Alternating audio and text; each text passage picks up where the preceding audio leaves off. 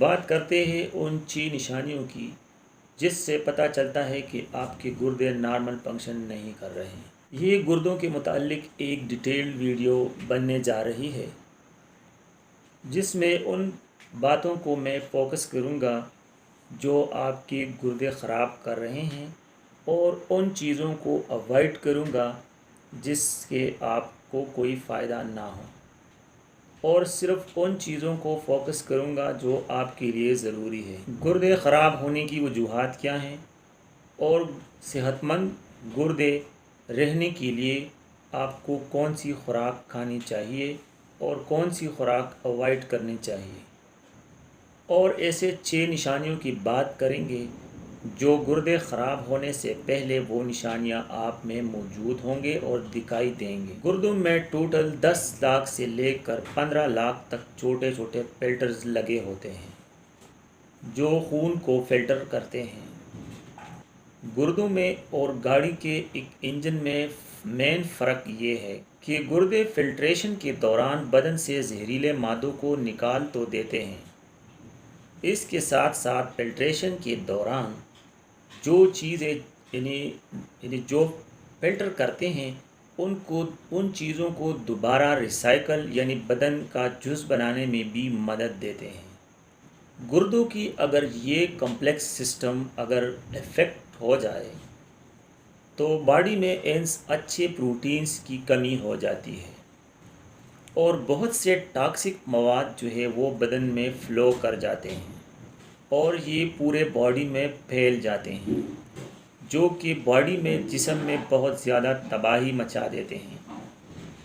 अगर ये सिम्टम्स आप में भी पाए जाएं, अगर अर्ली स्टेज में भी हों या लेट स्टेज डिजीज़ में हों, वजह सिर्फ गुर्दों का फिल्टर्स जो है या फिल्ट्रेशंस का अमल ख़राब होने का इमा जो आपके बदन के प्रोटीन्स के लॉस होने की वजह से आपके बदन में यानी फ्लूइड जमा होना शुरू हो जाता है, जिसकी वजह से आपके पाँव सूज होना शुरू हो जाते हैं और इसमें सूजन आ जाती है और ये सूजन बॉडी में एक जगह से यानी एक जगह के अलावा पाँव के अलावा और जगहों पर भी हो सकती है। इसमें जो कॉमन है वो है पेटिंग एडिमा और इसका मतलब ये है गड्ढा बन जाना, यानी जब आप अपने पाँव पर उंगली को यानी रखते हैं या उंगली से दबाते हैं तो पाँव में गड्ढा सा बन जाता है। आपके जो लोअर एक्सट्रीमिटीज़ होते हैं वो पॉप्ड अप हो जाती है,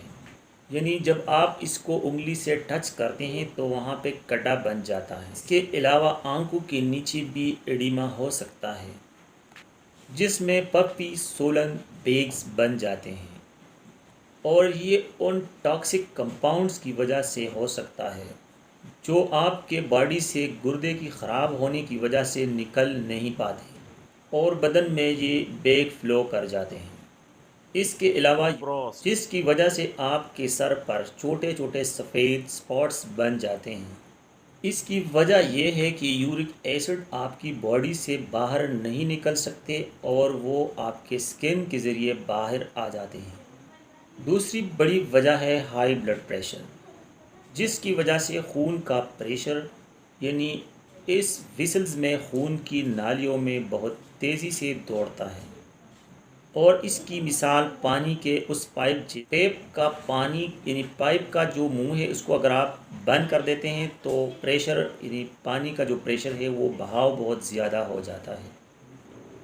उसी तरह जब खून फिल्टर होने के लिए किडनीज़ में चला जाता है, गुर्दों में स्लो फिल्ट्रेशन की वजह से इसमें यानी प्रेशर बहुत ज़्यादा बढ़ जाता है और ये बढ़ा हुआ प्रेशर ये किडनीज़ को मज़ीद ख़राब कर देता है।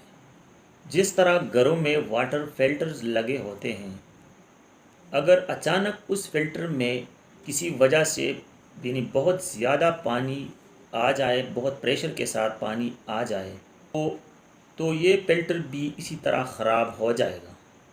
अगले नंबर पर जो निशानी है वो ये है कि आप हर वक्त एग्जॉस्टेड रहेंगे और ये एग्जॉस्शन आपके बॉडी में यूरिया की ज़्यादती यानी एक्सेस ऑफ यूरिया की वजह से हो सकता है। नॉर्मल किडनीज फंक्शन में ये यूरिया जो है ये बदन से, जिस्म से, बॉडी से निकल जाता है। लेकिन किडनीज़ फेलियर में या किडनीज़ को अगर नुकसान पहुंच जाए तो ये यूरिया बाहर नहीं जाता और ये एकमुलेट हो जाता है आपकी बॉडी में। पांचवी निशानी जो गुर्दों की है वो ये है, ख़राब अगर आपके गुर्दे ख़राब होना शुरू हो जाते हैं तो आपके यूरिन में प्रोटीन्स आना शुरू हो जाएंगे। इन प्रोटीन्स की ज़रूरत है बॉडी में लेकिन जो डैमेज गुर्दे होते हैं वो इन प्रोटीन्स को दोबारा रिसाइकल्स नहीं कर सकती, वो बॉडी में इसको रीएब्जॉर्ब नहीं कर पाती।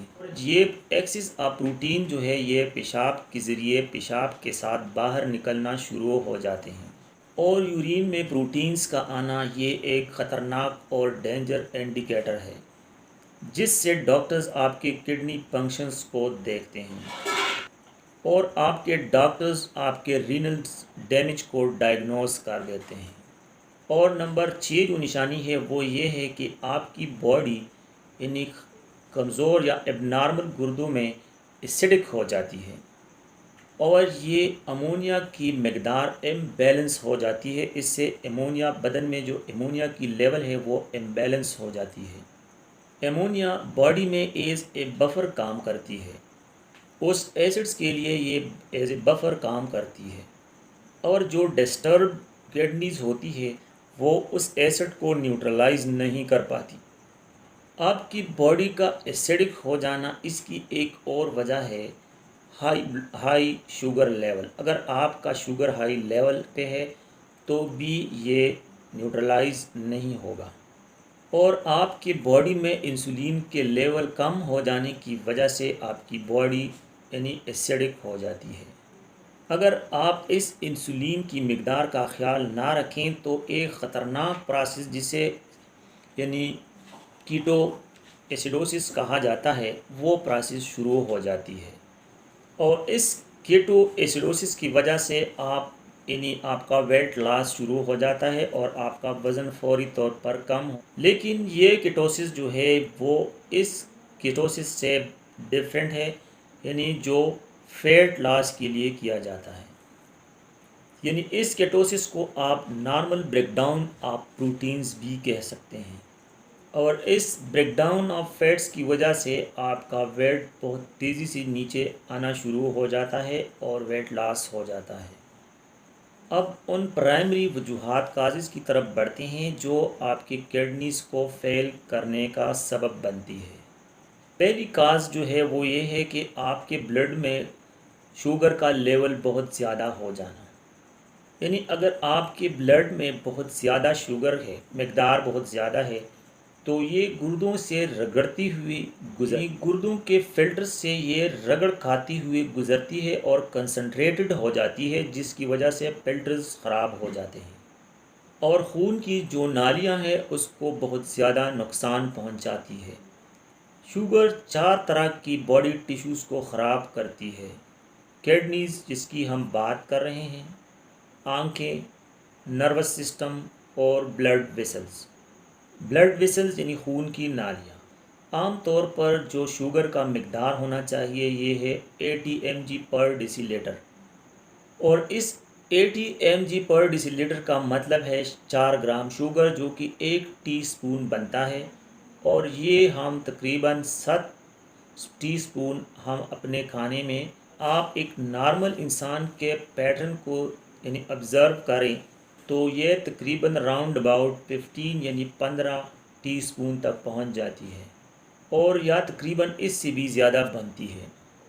आप अपनी लस्सी में, नान में, चाय में, बेकरी आइटम्स में, पिज़्ज़ा में, पास्ता में, अगर आप इन चीज़ों में शुगर की लेवल को नोट कर ले तो ये इजीली 15 टीस्पून से यानी ज़्यादा बन जाते हैं। इनिशियली ये जो ब्लड शुगर है ये आपके ब्लड शुगर लेवल में नहीं आएगा और वो इसलिए नहीं आएगा कि इस शुगर लेवल को यानी नॉर्मल लाने के लिए आपके बदन को, आपकी किडनीज़ को बहुत ज़्यादा हार्ड वर्क करना पड़ती है और बॉडी एक हार्मोन के ज़रिए ऐसा करती है इस हार्मोन्स को हम इंसुलिन कहते हैं।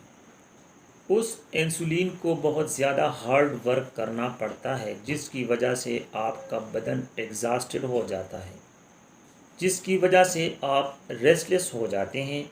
इसी सिचुएशन को अगर आपने नॉर्मल पोजीशन पर लाना है तो इसके लिए कम से कम आपने 2 हफ्ते तक लगातार शुगर को ज़्यादा मकदार में चीनी और शुगर का लेवल बढ़ना, ये आपके वेसल्स की इलास्टिसिटी को ख़त्म करती है और आपकी वेंस को सख्त बना लेती है और वजह बन जाती है ब्लड प्रेशर हाई होने की वजह बन जाती है। इसके अलावा अगर आपकी बॉडी में विटामिन डी की डिफिशिएंसी हो तो ये भी हाई ब्लड प्रेशर की वजह बन सकती है, जिसकी वजह से भी आपके गुर्दे इफ़ेक्ट हो जाते हैं। इसके अलावा लो पोटाशियम लेवल भी बन जाता है हाई ब्लड प्रेशर की वजह, और ये भी आहिस्ता आहिस्ता जन्म लेती है एबनॉर्मल रीनल फंक्शंस की, और इस तरह एक लामहदूद सिलसिला, एक साइकिल शुरू हो जाता है, जिसकी वजह से एक बीमारी दूसरी बीमारी को जन्म लेती है। और इसमें जो ख़तरनाक इंग्रेडिएंट्स है वो है चीनी, यानी चीनी को आपने अवॉइड करना है। इस इंफॉर्मेशन को लेकर आप जो स्टेप उठा सकते हैं वो है लो कार्ब डाइट, यानी आप कार्ब्स को कंट्रोल कर लें, आप शुगर को कंट्रोल कर लें। अगर आप लेट रीनल डिजीज़ का शिकार है तो आपने डाइट में पोटाशियम को हाई मकदार में नहीं लेना चाहिए, और यही बात आपको आपके प्राइमरी डॉक्टर्स जो है वो आपको एडवाइस करेंगे। और इसके साथ एक फ्रूट है जिसका नाम है बनाना, उसमें चूँकि यानी पोटाशियम ज़्यादा होती है, तो आप अगर रीनल फेलियर का शिकार है तो आपने बनाना को बिल्कुल अवॉइड करना चाहिए। लेकिन अगर आप यानी रीनल फेलियर या इसकी डिस्फंक्शन का शिकार नहीं है तो पोटाशियम आपके गुर्दों को बचाता भी है।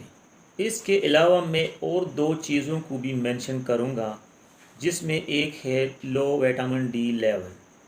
जब आप रीनल डिजीज़ का शिकार हो जाते हैं तो आपकी बॉडी में यानी विटामिन डी की लेवल कम होना शुरू हो जाती है और विटामिन डी की डिफिशिएंसी शुरू हो जाती है। और लो विटामिन डी लेवल वजह बन जाती है लो कैल्शियम, यानी कैल्शियम की मिकदार को भी ये बॉडी में कम कर देती है, जिसकी वजह से बॉडी में कैल्सिफिकेशन हो जाती है। इस वजह से आर्टरीज़ में प्लाक बन जाती है और घुटने ख़राब हो जाते हैं, कमर में दर्द होना शुरू हो जाती है, किडनीज में स्टोन बनना शुरू हो जाते हैं। पत्ता गोभी, सैलरीज, गाजर, मूली के पत्ते, ब्रोकली, खीरे, फूल गोभी और स्पेशली यानी गोभी के जो पत्ते होते हैं, मूली के पत्ते, गाजर और पालक, इसके अलावा सब्ज़ पत्तों वाली जितनी भी सब्जियां होती है इसमें ऐसे फाइटोन्यूट्रिएंट्स होते हैं तो यूरिक एसिड डिटॉक्सिफिकेशन में आपकी बॉडी की बहुत हेल्प करती है। ये एंटीऑक्सीडेंट प्रॉपर्टीज़ रखते हैं और बदन से जो पालतू या जहरीले मवाद होते हैं उसको बाहर निकाल देते हैं। ये आपके गुर्दों को प्रोटेक्ट करते हैं, आपके स्लीप क्वालिटी को बेहतर करते हैं और आप फोकस रखते हैं अपने काम। अगर प्रोटीन सोर्सेज की बात करें तो आपने प्रोटीन ज़्यादा मकदार में नहीं लेने चाहिए, लेकिन आपने अपने बॉडी को लो प्रोटीन्स पर भी नहीं रखना चाहिए।